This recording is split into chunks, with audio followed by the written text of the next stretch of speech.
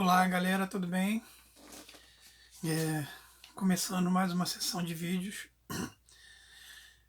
Tentava fazer algumas coisas hoje mais cedo, mas a internet não me ajudou muito. Então vamos começar hoje com o primeiro vídeo da turma do sexto ano de História, explicando o capítulo 5, que é o capítulo sobre o trabalho. E esse capítulo é Fenícios, Hebreus e Persas. Eu dividi o capítulo, né, dentro da obviedade, né? Como diz o saudoso Darcy Ribeiro em um dos seus livros, Ensaios Insólitos, ele fala da obviedade do óbvio. Então ele está dividido em três partes, né? Fenícios, né? Hebreus, e depois eu finalizo com a parte dos persas, né? Os fenícios, o capítulo é bem curto, né? Então eu não vou também me estender muito para não ficar um vídeo muito longo dentro daquilo que vocês estão trabalhando.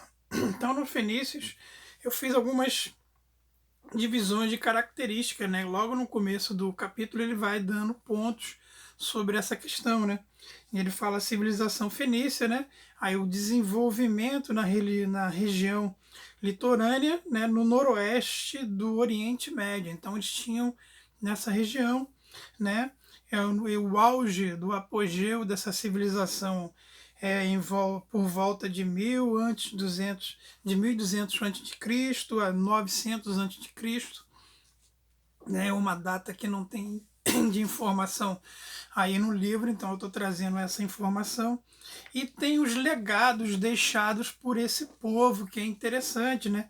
Ele vai deixar o alfabeto e muitas características relacionadas à eficiência deles na navegação, né? Tanto que eles têm lá, né? Logo no no momento primeiro do capítulo, ele fala sobre a talassocracia, perdão, né, que era o governo que vem do mar. Então eles tinham uma habilidade muito grande em navegações, né, principalmente no quesito de comércio marítimo. Tem algumas características, né? Eu conversando com uma amiga recentemente, é importante que o aluno comece a entender a diferença entre conceito e característica, né? Então, uma das características dessa civilização era uma independência e uma autonomia política e econômica. Lembrando que essa característica e essa autonomia política, ela vai ter reflexos ao longo da história, né? Esse ponto, essas duas características, autonomia e independência política, ela vai ser o principal ponto de discussão da independência dos Estados Unidos com as 13 colônias, porque o que eles queriam de fato era ser independentes e ter autonomia por toda a questão comercial que englobava e que envolvia as 13 colônias. Então se percebam que os fenícios já estavam à frente do seu tempo, há 1200 anos antes de Cristo. Eles já tinham essa autonomia e essa independência política e econômica. Percebo da importância dessa civilização, né? Eu marquei aqui algumas questões, né? Porque logo na parte inicial também do capítulo ele vai falar sobre o pai da história, que é o Heródoto, né? Alguns chamam de Heródoto, tranquilo, né? E ele escreve o livro As Histórias, aonde ele entra em discussão, né? Digamos assim, do que é narrado na obra do Homero, a Ilíada, sobre o sequestro de Helena, né? Por Paris, né? Que segundo na obra de Homero, ele classifica como esse sequestro sendo os motivos que levaram à guerra de Troia. O Heródoto, ele descreve na sua obra de que esses sequestros ou raptos era muito comum por essas civilizações. Então isso não caracteriza que foi o motivo do sequestro de Helena por Paris ter sido o motivo que deflagrou, de fato, né, a Guerra de Troia. Então aí há divergência. Mas dentro de história isso é importante, porque ele possibilita para que cada historiador, né, tenha um olhar diferente sobre o passado ou na hora de fazer uma interpretação sobre um fato histórico. Então nós temos aí, para títulos de informação, essa informação em relação, né, do Heródoto está aí no livro, né, e ele fala sobre isso. Então é importante o aluno atentar-se sobre isso também, né? Mais adiante ele fala do desenvolvimento do comércio, né? Primeiro em trocas de mercadorias, né? O que nós conhecemos em outros momentos da história por escambo. Isso ainda é comum nos dias de hoje, né? Você entra em vários sites de venda, né? Vamos dar aqui um exemplo bem simples, né? Ah, joga para rolo isso, né? Tem sites e páginas no Facebook que o cidadão ele oferece um produto que ele quer vender, mas também ele aceita a troca por uma outra coisa que seja do interesse dele. Então esse sistema de troca ele ainda existe, né? Ele não se perdeu dentro da relação do comércio, né? Ele ainda persiste e eu acredito que ele nunca vai deixar de existir. Mas, no primeiro momento, nessa relação da civilização fenícia, as mercadorias elas eram tratadas, elas eram negociadas na base de trocas, né? E depois há uma outra evolução e uma outra contribuição dos fenícios nesse desenvolvimento comercial, que é a fabricação de moedas para facilitar, né, os comércios e os negócios, né? Passou a ter o que? Uma moeda. Isso caracteriza o que? Um novo momento da economia dessa civilização, né? Tendo ali uma moeda que tenha um valor determinado para você fazer uma compra de uma mercadoria, né? A outra que eu já havia citado é o alfabeto fenício, né? Que vai facilitar também o comércio, né? Ele, pela escrita, pela fala, né? E ele tem uma característica, né? Que ele era composto por 22 letras consoantes, né?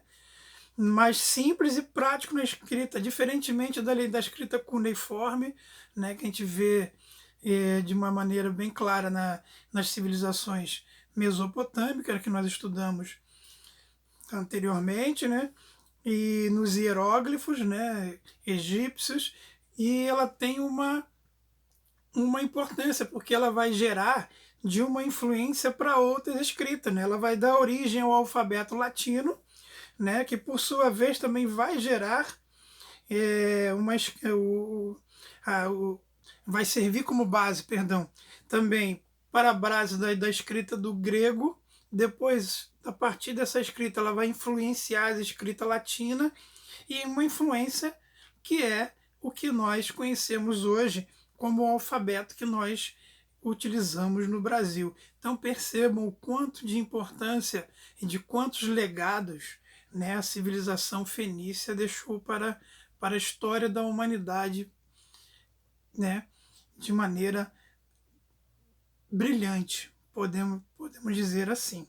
Então esses são os aspectos fenícios e vamos falar aí um pouco dos hebreus, né? Nós sabemos aí que existe poucas informações históricas do povo hebreu, né? Então você vai encontrar muitas referências do povo hebreu na Bíblia, né? Principalmente com a participação importante, né, de Abraão, que ele recebe um chamado de Deus, né, e vai conduzir o seu povo para a terra prometida, né, a terra de Canaã. E eu separei aqui, né, na minha pequenazinha Bíblia, que eu guardo com o maior carinho, presente da minha irmã, e eu marquei aqui o versículo aonde ele recebe esse chamado, né? Vocês vão pegar lá Gênesis, né? Ele está na citação de Gênesis 11, no versículo 31. Né? Ele fala assim, tomou Tera, e Abraão, seu filho, e Ló, filho de Arã, filho de seu filho, e a Sarai, sua nora, mulher de seu filho Abrão, e saiu com eles de Ur dos caldeus para ir à terra de Canaã, e vieram até Arã e habitaram ali. Então ele está classificando da onde eles saíram, né, informando de onde saíram e seguindo os mandamentos dentro da religião, né, de Abraão nesse momento histórico. Então essa é a informação, né, que eu queria trazer, né, desse texto bíblico. Há um trecho também na página 57 que eu acho legal, que ele fala sobre esse momento aí dessas discussões, né, que ele fala sobre o povo, né, o chamado de Deus, né, tá lá na página 57, quando Abraão recebe um chamado de Deus, né, e ele vai partir em que direção? Depois que ele chega nessa região, né, houve uma necessidade devido à seca, falta de alimentação. Abraão resolve então conduzir o seu povo em direção ao Egito, né? E chegando lá, ele vai ter sérios problemas porque os egípcios vão associá-los, né, como de uma herança ou de uma junção de classificação como os Íquesos, né, com o domínio dos Íquesos, porque eles nessa época dominavam o Egito, mas foram libertados, né, após um longo conflito. Os egípcios conseguem tomar o seu poder das suas terras, da sua região, expulsando definitivamente os íquenos. Mas quando eles têm essa recebem os hebreus, eles associam esses hebreus aos íquenos. E o que ocorre? Eles vão aprisionar os judeus por eles acreditarem, né, que eles tinham uma dominação e um legado, né, dos íquenos. E isso eles vão fazer de que maneira? Eles vão procurar humilhar o máximo possível o povo hebreu, né? A gente sabe que os hebreus, que depois vão gerenciar aí os povos judaicos ao longo da sua história, o autor até fala lá na página 59 do Holocausto, né, que houve durante a Segunda Guerra Mundial. Então, perceba que essa perseguição judaica ela é extensa, ela é longa, né, não é de agora. Então, o autor dá algumas atribuições ele dá bastante informações interessantes sobre isso, sobre essa passagem do povo hebreu pelo Egito, né? Posteriormente, esse mesmo povo ele vai ter um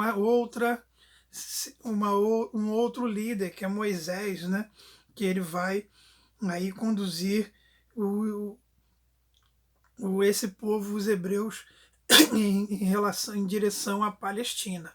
E sobre essa questão da Palestina, percebam que, se nós olharmos hoje o que se discute ainda muito hoje, é o que foi sentenciado a partir de 1948 pela ONU, quando a ONU reconhece o Estado de Israel como um Estado.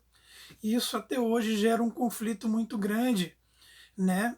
Porque do outro lado tem, né, os palestinos, né, que vivem numa região, mas não são reconhecidos como um Estado, eles vivem numa região de assentamentos. Então, volta e meia há conflito entre Israel e Palestina. O que eu quero dizer, dando essa informação? Há uma sustentação através de séculos desse impasse, né, entre judeus e palestinos. E às vezes esses conflitos são extremamente pesados, fortes, sangrentos. Nós tivemos alguns conflitos o ano passado, acho que no pouco final do ano, de novo entre essas duas nações, uma reconhecida historicamente pela ONU, né, e a outra ainda não reconhecida, né? Não sei se ainda estarei vivo para ver se vão de fato reconhecer a Palestina como um Estado. A questão toda, né, porque entre os desejos dos palestinos está justamente em uma terra em comum, que é Jerusalém, né? E Jerusalém ali é um conglomerado de religiões onde todos reivindicam Jerusalém para si. Então, chegar a um acordo, eu acho tanto complicado, né? Acho que vamos estudar muito e vamos ouvir falar muito dessas diferenças religiosas que infelizmente permeiam naquela região. Eu não vou entrar muito em detalhe porque essa discussão ela é longa, né? Ela causa polêmica, mas é só para situar o aluno, né, que esse assunto que começa neste período ainda se sustenta as discussões até hoje, né? Dito isso, tem as questões da religião, né, que envolve importância aí e de influência dos hebreus, né? Ela vai gerenciar uma grande marca, né? Eles vão ser chamados por alguns nesse período como os israelitas, né? Vão ficar conhecidos assim, né? Eles se consideram um povo escolhido por Deus, né? E essa é uma outra característica, né? Eles acreditam num único Deus, né, que é o Criador de todas as coisas. Então, nós estamos aí diante de uma religião monoteísta, que isso é importante que o aluno entenda. E eles ainda esperam a vinda do Messias, né? Quando eu me refiro a isso, estou me referindo ao povo judeus, né? O que isso quer dizer? Eles não veem Jesus Cristo como sendo o Messias, né? Eles têm uma respeitabilidade, mas o povo judeu, espera pela vinda do Messias. Há uma contribuição importante para o protestantismo, que são os 5 escritos, os manuscritos religiosos que faziam parte da Torá. E eles são considerados como os velhos mandamentos. E eles ainda são inseridos na Bíblia, né? Que vocês têm conhecimento. E esses 5 evangelhos são Gênesis, Êxodo, Levítico, Números, desculpa, e Deuteronômio. Então esses 5 evangelhos ainda estão compondo a Bíblia, mas eles são referentes a esse primeiro momento da religião hebraica. E tem também, tem a questão do Talmud, que é interessante, que esse Talmud eles são manifestos verbais e também tradições da religião judaica, né, que podemos chamar de religião judaico-cristã. Então eles têm tradições orais dos hebreus, são registros das discussões sobre a lei, né, tudo que se discute, ele é documentado. E essa documentação é justamente nesse livro que eles chamam do Talmud, né? E eles abordam questões sobre ética, sobre costume, a história do judaísmo, né? Assim como característica da religião judaica tem o seu templo, né? Que eles chamam de sinagoga, né? E a condução dos ensinamentos, que é conduzida por um rabino, que é a figura de importância para poder transmitir todo esse conhecimento. Tem uma parte na página 58, né, que ele fala sobre a importância das 12 tribos ou os 12 filhos de Israel. Então, a composição dessas 12 tribos, ou os 12 filhos de Israel, ela tem uma tradição histórica de muita importância para esse povo, né? Ele vai dar aí exemplo, né, também do duelo clássico bíblico, né, entre Davi e Golias, né, que vocês todos certamente sabem o resultado, né, onde Davi, mesmo sendo um rei, mas uma figura pequena, vai lutar com um gigante, e ele com aquela pequena arma que ele acerta a cabeça do gigante e vence o duelo. Então é um duelo épico, bíblico, que nós temos de importância. Então, percebam que não há muitas informações, né, que além dessas que estão no livro, mas vocês podem pesquisar questões mais afins, que vocês vão encontrar muitos livros que tentam fazer uma narrativa mais profunda dos hebreus. Mas o que está no livro para um efeito de trabalho, ele já é bastante importante e já é bem pontual, né? Incluindo imagem, enfim, tudo isso dá um maior suporte ao trabalho que vocês vão desenvolver. E por fim, nós temos aí o povo, os persas, né? Os persas, eles têm de uma origem ariana, né?